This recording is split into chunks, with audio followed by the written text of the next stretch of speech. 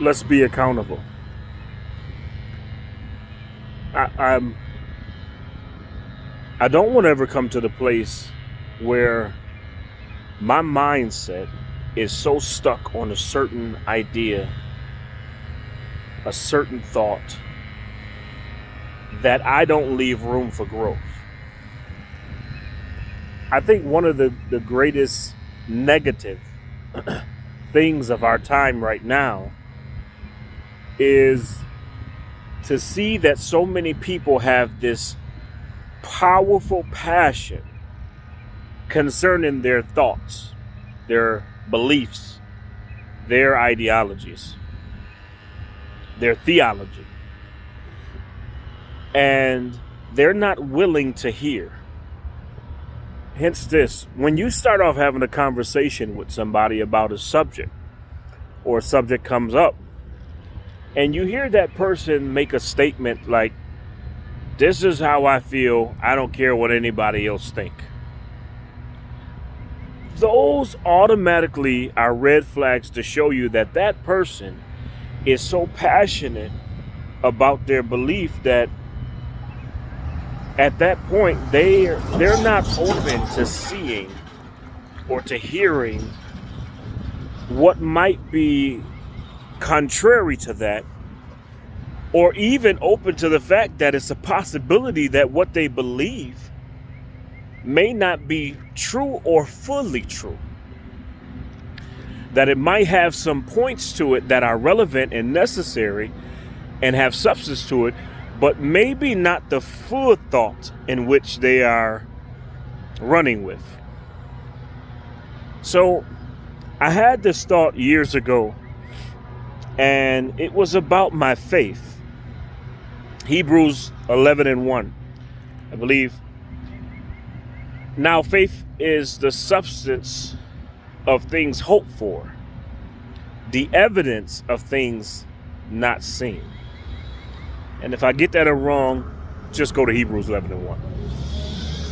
So faith is the substance of things hoped for. That word substance stand out to me because that has something to do with matter, something particular that's a source of something, right? So the thought that I had behind it years ago was that my faith seemed to be stronger when I only had to have faith concerning me. But when I had to believe and have faith that had something to do with someone else, I wasn't necessarily at the same level of confidence. And so I had the idea how faith was affected by friends and family, the people that you love.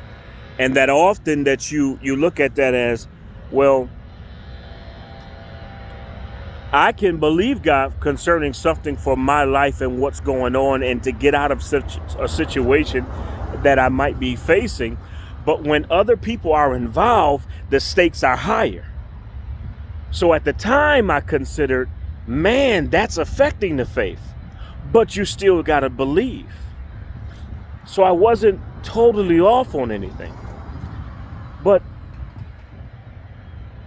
then there's something that you have to now do concerning your mindset, is that you have to always have a challenge. Even if you don't want to hear a challenge from somebody else, you got to give yourself a challenge. And please don't be weak on yourself. Be strong on yourself. So here's my challenge. The other part of the scriptures will say something like, one could put 1,000 to flight, meaning enemy, meaning demons, meaning whatever is against me. But two could put 10,000 to flight, which the scripture now is suggesting that unity has a stronger impact and a better outcome than individualistic faith or fight. So unity brings stronger fight concerning the thing that you're having faith over. So therefore, that would automatically put my ideology, my thought process, that faith is better when it's just me or for me or me using faith, that thought can't be substance within itself. That it means that I have to look deeper into the situation, and I have to consider that no, believing for something with someone is a stronger effect on that which is going against me or that which I'm dealing with. Faith now requires unity in order for me to conquer greater things. You never want to park your ideas in one place and then leave them there. You definitely want to keep on moving. And hopefully that you have some people around you that are trusted, that are substantive people, that doesn't, not cheerleader type of friends and family, not the people who everything you say they just agree with. And some of them really disagree with you, but they rather not get into it with you because they know how passionate you are about your thoughts, and they rather not go to that depth. And a lot of people are that way because we live in a interesting time as it relates to our self-effects and self-feelings and our self, care, a very individualistic society. It's amazing. So you can't park an idea in one place. You can't leave a thought with no challenge to yourself. You're doing yourself a remarkable harm, doing remarkable harm to not allow challenge, not allow growth. So my idea that faith is affected by friends and family, because now the passions and the weight of it seems greater, because if I lose based on something that I was trying to do, for me it seemed because the effect is on me, I can live with that thing that I failed at or that I didn't accomplish.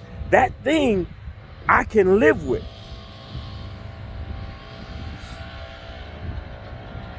But that may be true to my thought process, that if I go through it myself, for myself, and the repercussion is the effect that might go wrong is only a result of something I did, and then I only reap what I did, then it seems more confident. But watch this. I believe the scriptures is now telling us that you're accepting defeat by thinking individualistic, when the truth of the matter is overcoming and conquering that you are going through is required for unity. Not just to say that I had a friend, but that I can be conquering, that I can have the success, that I can have the outcome that I truly want.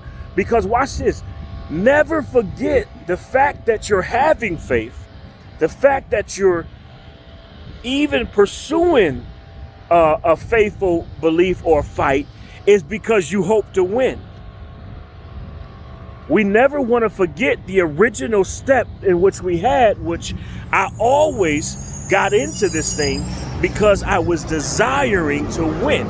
So if the ultimate goal is to succeed, is to fight and win the fight and overcome the situation, then I have to prepare myself for what makes that outcome possible, which now you see deeper in the scriptures that it's not your individual fight. It's not the fact is that you're preparing to lose and that you're preparing for if you do lose, that you'll be okay with losing because it only affects you. No, you have to prepare for that I am going to win, which means I'm going to grab a hold of someone next to me who's willing to fight with me and put their faith and my faith together and make something happen. Remember the old cartoon called the Care Bears?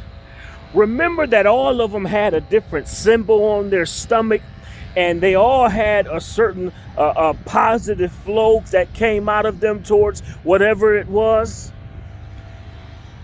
And I remember that when one would start fighting and out of their stomach would shine a light of whatever that was, it was kind of hard to remember. Was it stars or hearts or whatever the case is?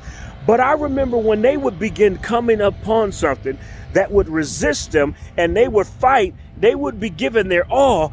But watch this, when it seemed like their strength alone wouldn't work, next thing you know, a partner would come, another Care Bear would come, and that Care Bear would release the same level of strength out of them, but because they did it together, all of a sudden the outcome began slowly changing. That which was fighting against and becoming contrary against or boisterous even against that one Care Bear, 2 Care Bear, 3 Care Bear, 4 Care Bear will begin to whoop the stronghold, will begin to whoop the thing that destroys you. So faith is affected by friends and family. But even when it has effect, that now the pressure is higher because other people's success or other people's health or other people's outcome is now determined with something that you're participating in.